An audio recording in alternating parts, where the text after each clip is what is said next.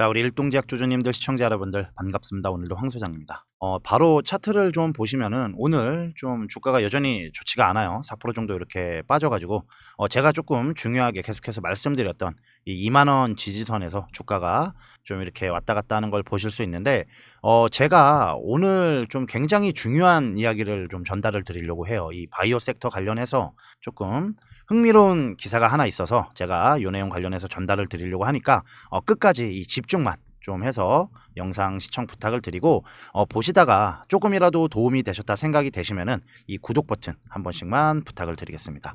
그리고 이제 이 구독 버튼을 눌러주신 우리 구독자분들에게는 제가 일동제약 대응 전략뿐만 아니라 우리가 지금 이제 손실 나고 있는 부분들을 수익 낼 수 있는 전략까지 설명글 더보기나 고정 댓글에 이렇게 안내를 드리고 있으니까 이런 부분들은 참고를 해주시면 되고, 기사 바로 보시면은 헤드라인이 조금 자극적일 수 있는데 이제 뭐 조단위 기술이 좀 발표가 나와도 들뜨지 말고 지켜봐야 될 때다, 이런 좀 제목을 보실 수 있어요. 일종의 무슨 경고선 칼럼인데 지금 이 시장이 우리 바이오 섹터를 좀 어떻게 바라보고 있는지 핵심을 정확하게 짚어내고 있어요. 이제 제가 좀 요약을 해서 말씀을 드리면은 이 보건산업진흥원 자료 기준으로 초기 임상 단계에 이제 기술 이전의 선급금 비율이 전체 계약 가치의 이 3%에서 뭐 한 10% 수준밖에 안 된다라는 얘기입니다. 나머지 90% 이상은 임상 단계마다 받는 마일스톤하고 이 시판 이후에 로열티로 이렇게 채워져 있는 건데, 이게 이제 뭐 임상 3상 승인이니 아니면 뭐 이제 품목허가니 조건 다 달성해야 들어오는 돈이라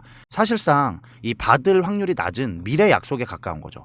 그러다 보니까 시장에 이제 어떤 패턴이 잡혔냐, 이 기술 이전이 이제 공시 뜨는 날에는 뭐 이렇게 상한가 갔다가 그다음에 이제 며칠만 지나면은 다시 뭐 발표 전 가격으로 이렇게 회귀해 버린다는 겁니다. 결국에 이제 투자자들이 점점 똑똑해지면서 이 총액의 무게감하고 실제 통장에 꽂히는 돈을 분리해서 보기 시작했다. 이게 좀 기사 핵심인데, 근데 이거를 우리 일동제약에 그대로 좀 적용을 하고 갖다 붙일 수 있냐?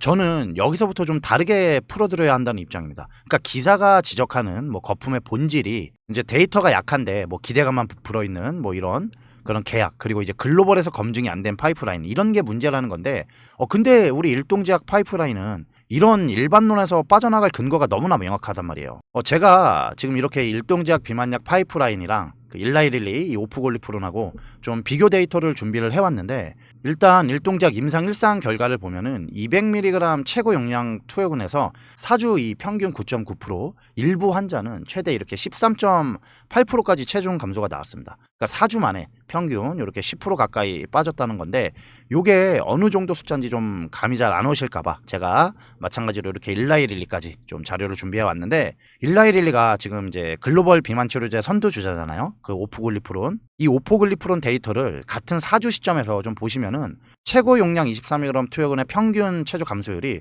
6.4% 정도 수준이었습니다.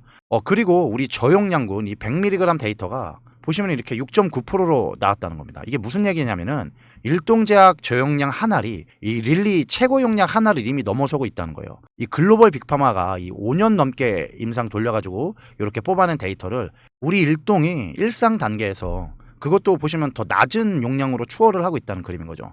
그러니까 우리가 뭐 흔히 K바이오 얘기할 때 데이터가 약한데 이 기대감만으로 가는 거 아니냐, 이런 좀 의심을 많이 받고, 아까 기사 내용도 그런 거였는데 일동은 지금 이렇게 데이터가 증명을 해주고 있다는 거예요. 근데 이게 다가 아니라 좀 더 보시면은 이 부작용 컨트롤에서 또 한 단계 차이가 납니다. 이 비만약을 개발하는 빅파마들이 가장 좀 골치를 썩는 게 뭐냐면은 뭐 구역이나 구토 이런 위장관 부작용하고 가장 무서운 이 간독성 문제예요. 보통 이걸 줄이려고 어떻게 하냐면은 처음에는 뭐 적은 용량으로 시작을 해서 이거를 점점 이제 환자 몸이 적응해 나가는 걸 봐가면서 조금씩 이렇게 좀 늘려가는 이 타이트레이션이라는 과정을 거쳐야 됩니다. 그러니까 환자 입장에서는 약효가 늦게 나오는 거고 기업 입장에서는 그만큼 약점을 안고 가는 거예요. 근데 일동제약은 처음부터 바로 이렇게 이제 목표 용량을 투여를 했는데, 이런데도 위장관 부작용이 모두 뭐 경미한 수준, 그러니까 의학용어로 이 그레이드 1에 머물렀다는 겁니다. 그러니까 보시면 이렇게 타이트레이션 과정 없이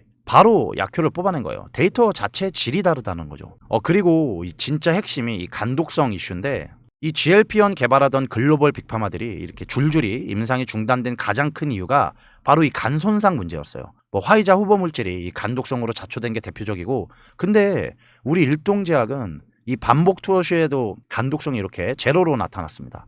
그리고 근육량도 이제 기존 GLP-1 계열의 가장 큰 약점 중에 하나가 또 뭐였냐면은 체중은 빠지는데 이 근육까지 같이 빠진다는 거였는데 이게 노인층이나 만성 질환자들한테는 치명적인 부작용이 될 수 있는 부분이에요. 근데 우리 일동제약은 일상 데이터에서 지방은 뚜렷하게 감소를 했는데 보시면 이제 근육량은 뭐 거의 손실되지 않았고 오히려 늘었다는 데이터가 나왔습니다. 그러니까 이게 근육은 지키면서 지방만 태운다. 이걸 보여준 거예요. 데이터 계속해서 보시면은 이 먹는 약 개발할 때 이제 경구용 약 가장 까다로운 게 뭐냐면 이 생체 이용률이라고 해서 그러니까 쉽게 말씀드리면은 우리가 약을 먹고 이제 그게 소화기관을 거치면서 이렇게 가잖아요. 근데 이제 그게 분해되지 않고 혈액까지 얼마나 도달하느냐 그 비율인데 이게 낮으면은 아무리 뭐 효과 좋은 분자 만들어도 의미가 없어요. 왜냐면 약효가 몸으로 안 들어오니까. 그래서 이제 화이자 후보 물질이 뭐 5%에서 이렇게 9% 이렇게 머무르다가 결국 끝났는데 이 원숭이 모델 기준으로 일라이릴리 오포글리푸린이 보시면 뭐 21에서 28% 우리 일동제약이 이 18에서 32%까지 나왔습니다. 뭐 글로벌 1위랑 거의 대등하거나 상단에서는 오히려 상회하는 흡수력을 확보를 한 거예요. 거기다가 뭐 식사 여부 상관없이 하루에 한 번 복용한다는 이 편의성까지 다 챙겼고 뭐 정리를 해서 말씀을 드리면은 뭐 빠르고 안전하고 간독성도 없고 근육 손실도 없고 뭐 흡수력은 글로벌 톱 수준에 복용까지 지금 뭐 편안한 약이잖아요. 시장에서 이 베스트 인 클래스라는 말을 쓰는 데는 다 이유가 있는 거예요, 여러분. 그러니까 지금 글로벌 비만약 시장 선점한 뭐 노보노디스크나 이 릴리 추격해야 되는 빅파마들 입장에서 보면은 지금 이 정도 데이터를 들고 있는 매물은 여러분 매력적이지 않을 수가 없잖아요. 그리고 제가 좀 얼마 전부터 눈여겨보고 있는 데이터가 있는데 우리가 지금 보고 있는 게 그냥 비만약 시장이 아니에요. 지금 시장 자체가 좀 바뀌고 있는데 최근 기사에서 좀 충격적인 데이터 내용이 있는데 바로 보시면은 이 미국 아스커 학회에서 이 GLP-1 복용군이 뭐 폐암이나 유방암, 대장암 이런 암에서 사기암으로 진행할 가능성이 뭐 38%에서 50%까지 낮았다는 결과가 나왔어요. 이 미국 클리브랜드 클리닉 암연구소가 10,000명 넘는 그런 초기암 환자를 이렇게 추적을 한 결과 이 폐암 환자의 진행성 질환 악화 비율이 대조군은 이 22%였던 반면에 이 GLP-1 복용군은 10% 절반 아래로 떨어진 걸로 파악이 됐습니다. 그러니까 이게 무슨 의미냐면은 비만약이 그냥 살 빼는 약이 아니라 뭐 암전이까지 늦추는 약이 될 수 있다는 가능성이 글로벌 학회에서 진지하게 검증되고 있다는 거예요. GLP-1 약물들은 이미 혈당 강화나 뭐 체중 감량 외에 심장마비, 뭐 뇌졸중 위험 감소 용도로도 승인을 받았는데 뭐 거기다가 이제 항암 효과까지 얹히면은 여러분 이거는 완전 뭐 만병통치약 수준으로 지금 가고 있다라는 거예요. 그리고 보시면은 이 일라이릴리 글로벌 빅파마죠. 여기가 이제 비만 치료제 젯바운드랑 마운자로로 2025년 11월에 보시면 이제 이렇게 시총 1조 달러를 돌파했다. 이 기사를 좀 보실 수 있는데 여러분 일라이릴리 차트예요. 그때가 지금 요때가 11월이니까 요때 이렇게 시총 1조 달러를 찍은 겁니다. 보건업종 종목으로는 사실상 처음이었는데 1조 달러면 여러분 우리 돈으로 뭐 1300조가 넘는 돈이에요. 제약기업 하나가 이 비만약 하나로 애플 다음 자리까지 올라간 거예요. 그러고 나서 이제 2025년 요때 한 해만 주가가 뭐 37%, 40% 가까이 이렇게 급등을 했는데 이게 여러분 그냥 뭐 한 종목의 얘기가 아니라 GLP-1이 시장에서 어떻게 평가받고 있는지를 정확하게 지금 보여주고 있다는 거죠. 정리를 좀 해서 말씀드리면 지금 이 GLP-1 시장은 비만약 시장이 아니라 이제 사실상 뭐 헬스케어 시장 전체를 재편하는 그런 카테고리로 진화를 하고 있고 그 카테고리 1등 기업은 아까 보셨지만 이미 시총 1조 달러를 돌파를 했어요. 그리고 그 시장에서 가장 차세대로 주목을 받는 게 이 경구용 저분자 GLP-1이고 화이자가 이 중국 바이오 기업한테 이 저분자 GLP-1 후보 물질을 임상 1상 단계임에도 불구하고 3조 규모에 도입한 사례가 이미 나와 있습니다, 여러분. 그러면 여기서 우리 일동작이 어디에 있냐라는 거죠. 제가 아까 데이터로도 계속 보여드렸지만 이 글로벌 1위 여기 릴리보다 우리가 잘 나온 일상 데이터 뭐 효능, 뭐 안전성, 간독성 뭐 이런 모든 항목에서 거의 우위를 확보한 데이터를 들고 있고 지금 빅파마들이 일상 단계에서 이렇게 뭐 3조씩 쓰고 있는 카테고리 안에 항암 효과까지 더해져가지고 우리 일동제약이 자리를 잡고 있는 거예요. 기업 측에서도 이 기술 이전 라이센스 아웃 이거랑 이제 미국 임상 이상을 지금 병행을 하고 있고 증권가에서도 이제 2026년 요 일동제약 가장 핵심 포인트로